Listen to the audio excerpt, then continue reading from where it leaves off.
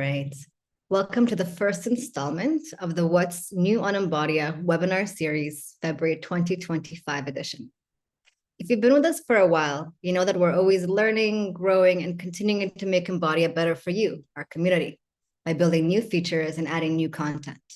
But it can be hard to keep up with everything we throw at you, which means that you might not necessarily be reaping all of the benefits of everything we have to offer and that comes included in your membership. That's why today, and once a month moving forward, we'll take you through our new features, courses, and patient content, as well as give you a quick refresher of Embodia, including tips and tricks to benefit your practice. My name is Natalia, Embodia's Client Relations and Content Manager, and joining me today are Suk Manku, our Exercise Library Manager, and Maggie Bergeron, Embodia Co-Founder and CEO. A little bit of housekeeping before we start. Questions. Drop any questions you may have in the chat, and we'll do our best to get to them either during our talk or after. Now, let's jump into a very brief platform overview. What is Embodia? Well, it's an all-in-one practice solution offering a complete practice management system with built-in HEP, boasting a growing library of 2,000 plus high-definition exercise videos with voiceovers and print-friendly versions, billing and reporting, charting, scheduling, and online booking, outcome measures and questionnaires, telerehab, practitioner continuing education, and more. You also have the option to add a clinic academy to any of our paid memberships, which is your own branded platform that lets you grow your bottom line and generate passive income by creating and selling courses to your community. When you get started with Embodia, or anytime you need a refresher, you can use our collection of courses known as guides that help you learn to navigate Embodia and set your clinic up the exact way you wish. These guides include our 30-minute step-by-step onboarding video with instructions to set up your clinic that you can follow along. We also offer one-on-one onboarding sessions that help you get started so you never feel alone in your process. Now, for those of you already using Embodia, today's tip is about charting snippets. Snippets are basically keyboard shortcuts that you make on Embodia that you can then use to automatically fill in things on your patient charts like long text or tables. Here are two examples of a snippet. We have plan and a lumbar ARM table that you can fill in. There's three ways to create snippets. The first one is from a patient chart. Type some text that you want to turn into a snippet, select it, and then press the Command key on a Mac or the Control key on a PC along with Shift and S to turn that text into a snippet. The other two ways are from charting settings, my personal account, and snippets. Click on New Snippet and choose whether you'd like to add a simple text or rich text snippet. Rich text can be used for things like tables, bullet points, bolding, basically anything fancier than simple text. Then you just add the key and value. The key is a text you type into the chart, and the value is a text that will be populated in the chart. And that's it. Now you know how to optimally use snippets. Thank you for joining me for the overview segment of our What's On webinar. And in the rest of the talk today, we'll go over new additions to the patient library, new features, and new courses and new webinars. And now I'll hand the mic over to Suk Manku to discuss the patient library. Suk, take it away. Thanks a lot, Natalia. And excellent photo choice for me.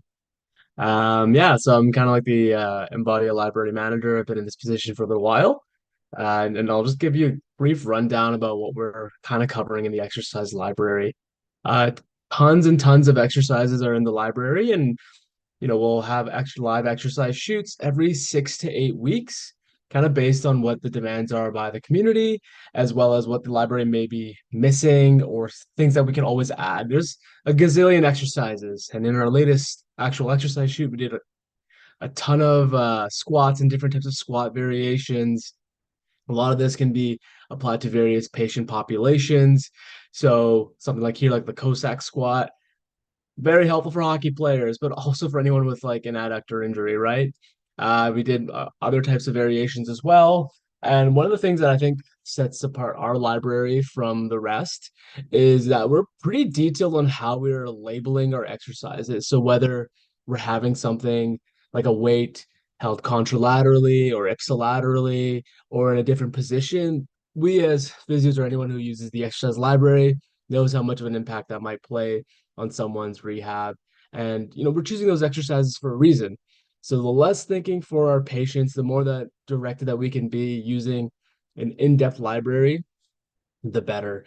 And we're always like taking, you know, input from the community as well. So if there's something that you feel like the exercise library is missing, please let us know because we have a ton of exercise that we can go through, are the space that we end up shooting.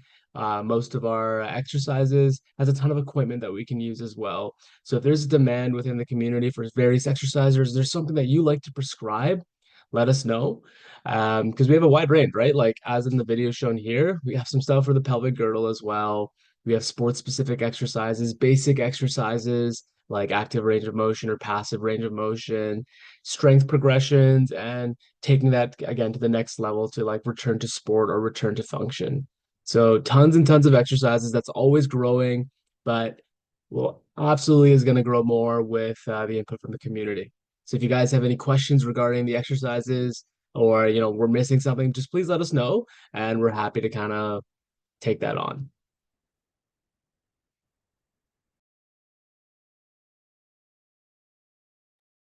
And I will pass the stage over to Maggie. Fantastic. Thanks, Suk. And I'm going to go through 4 new features and then some new courses and webinars that we're hosting.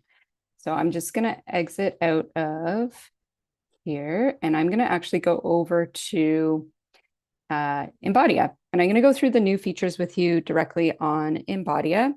The first one is changing the time format for your clinic. And all of these new features, and generally this is true, all of our new features are from community requests.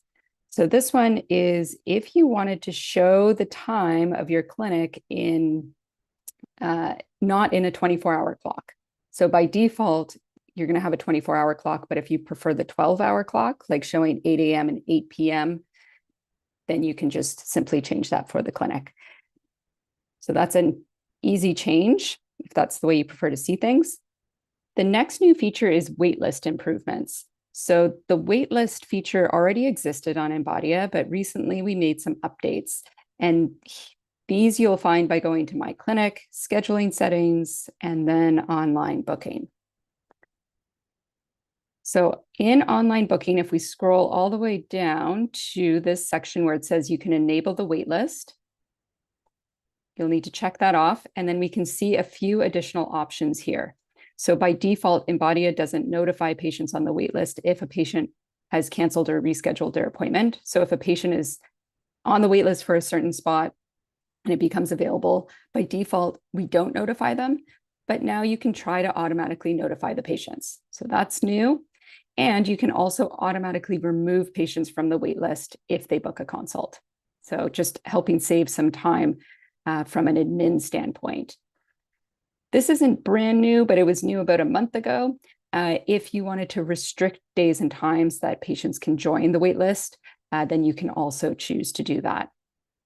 And from a patient's perspective, they'll be able to just simply join your waitlist from your online booking page. Okay, next up, we have practitioner notification improvements.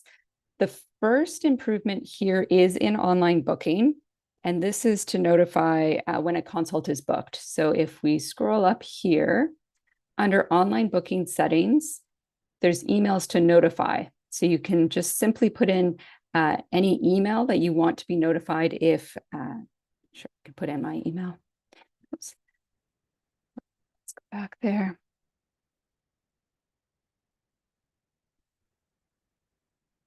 So you can just put in any email that you want to be notified if there's a new booking.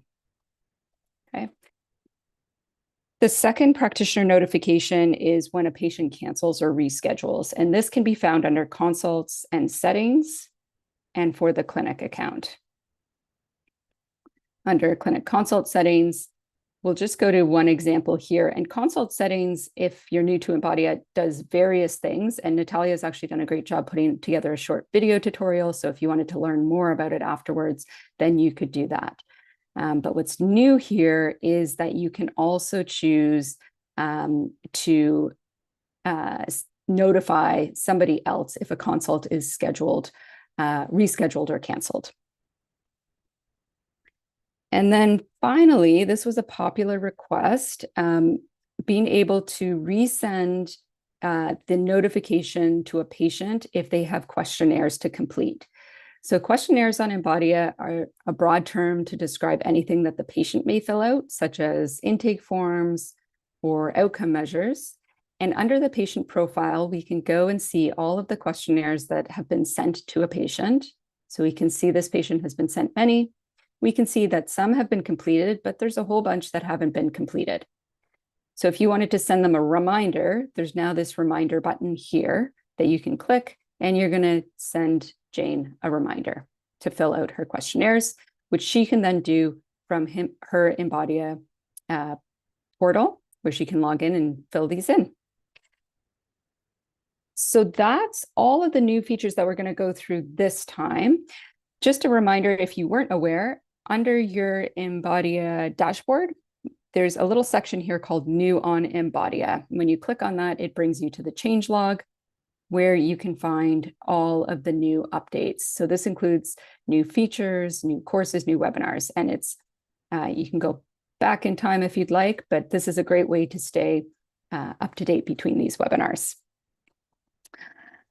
Okay, next I'm going to go through a few new courses. All of our on-demand courses can be found under Education and Embodia Academy. So these are all take on your own time and pace courses. And we have 4 new courses that we're highlighting. They're all in the featured courses section. So generally when we release a new course, they are going to be at this top featured courses section of the Academy. And the 4 courses that we have here, one for pelvic health folks who may be interested in working in the hospital in a perinatal program. This is by Dr. Rebecca Seagraves, and she's actually also joining us for a live free webinar. So if this is something that you're interested in, I'll point out in a little bit where you can register for her webinar. Secondly, we have Carly, who's put together this course utilizing nervous system regulation techniques to address sensory motor control and pain. On the course, all of our course pages, you're going to find detailed information about the course, and then you're also going to find the price, the option to buy it, or you can add it to your wait list. If you're a clinic and interested in buying it for a staff member, then you can click that buy course, buy on behalf of member, and you'll be able to purchase it for a staff member. Okay, we're going to go back here. Then next up, we have Breast Cancer Rehabilitation by Maryse Ibrahim. And this course was recorded just in October, and it is a lengthy course. It's 14 hours long. It's really designed to be taken in 1 month. So it's also important to always look at the side panel if you're taking a course to see how long you have access to it. It'll give you other important information, such as if there's a certificate of completion. And then finally, we have this resource package. Resource packages on Embodia are not designed to be full courses.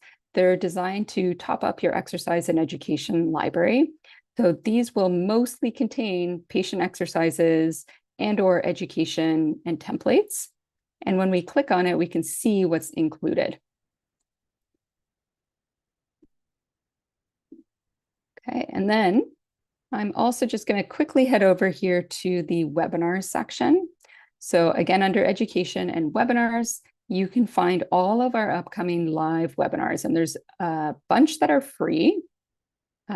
Some have fees, so you'll always see what the price is listed here. And others may be more expensive than others, but if you go and click on them, you'll find probably the reason. So for example, this upcoming course is live online, and it is a full 2-day course in April. And just finally here, I just wanted to point out Dr. Rebecca Seagraves. So again, if you're interested, if you're a pelvic health practitioner and you're interested potentially in taking her new on-demand course, this may be a good webinar to join. So she's going to introduce the topic and provide a free 60-minute webinar. And I am going to pass it back to you, Natalia. Thanks, Maggie. So if we have a little bit of time left, so if anyone has any questions, you can either drop them in a chat now, or I can unmute you and you can have a little chat as well. So I'll just wait a moment for that. Although I don't think there's any questions. So in that case, Maggie, if you just want to share that last slide again. Oh, you are sharing a slide, and Yeah. I just No worries. oh, Zoom. All right, I have too much going on here. Thanks, Maggie. All right, so thank you, Maggie, and thank you all for joining us today. We invite you to share any comments about today's session in the chat, like I said, or send us an email to support@embodiaapp.com. We always appreciate and value your feedback. And if you'd like to book a demo to see Embodia up close, you can always follow that QR code on this page to book that demo. Additionally, if you'd like more information on any of Embodia's features or courses or webinars, you can also visit the links on the right on the slide. And if there's any content you would like to see in next month's session, please let us know as well. We'd love to hear all about it and tailor these webinars to your preferences and desires. Other than that, thank you so much for joining us, and have